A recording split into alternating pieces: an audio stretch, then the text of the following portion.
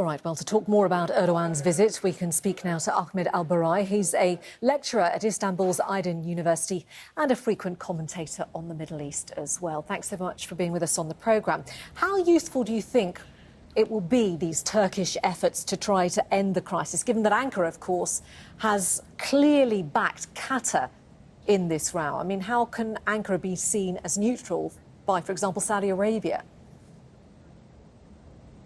It is a major obstacle for President Erdogan and Turkey in general to help diffuse the tension between the four countries and Qatar, mainly because, as you said, Turkey has already decided to side with Qatar. Turkey, for the four Arab countries, believe that Qatar didn't do any mistake, and that's why it is difficult for Turkey to be a fair, neutral broker or mediator to try to mitigate the dispute or try to find out a solution. But still, Turkey does have good relations with the other countries economically, strategically, and the point is Turkey can promote the idea that Qatar has survived, and it's only up to the other countries, the boycotting country, to find a way to diffuse the tension and find solutions peacefully.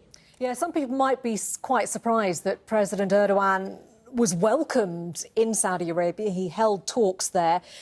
Is it about both Turkey and Saudi needing to keep their trade relations going rather than actually trying to resolve the dispute? To be honest, the way you're watching the videos coming, like the chilly welcome or the chilly reception that President Erdogan have received, generally we used to see more warm kind of reception, but this time it was a little bit cold.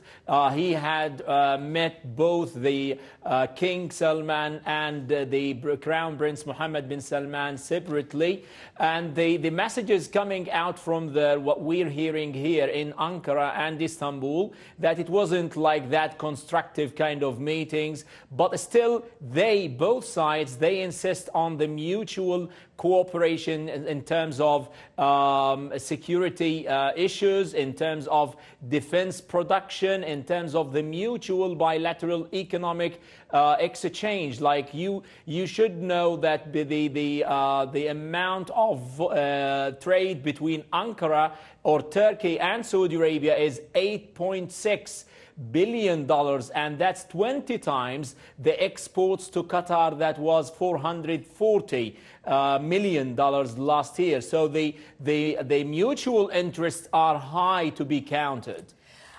Turkey's also called for direct talks between Qatar and Saudi Arabia and its allies, saying that's the only way that this crisis is going to be resolved. But how realistic is that as an idea, do you think?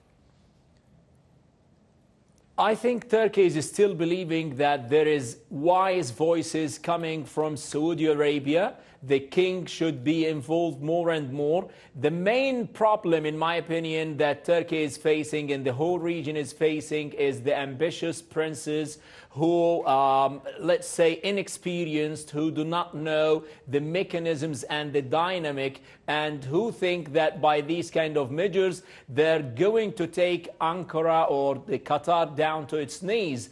But the problem is these kind of moves on the ground, they're uncalculated moves. They're not going to change the trajectory of Qatar or the policy of Turkey. Turkey already told them that we need the GCC as a stable bloc, and that is going to be for the sake of Turkey, for the sake of the GCC itself.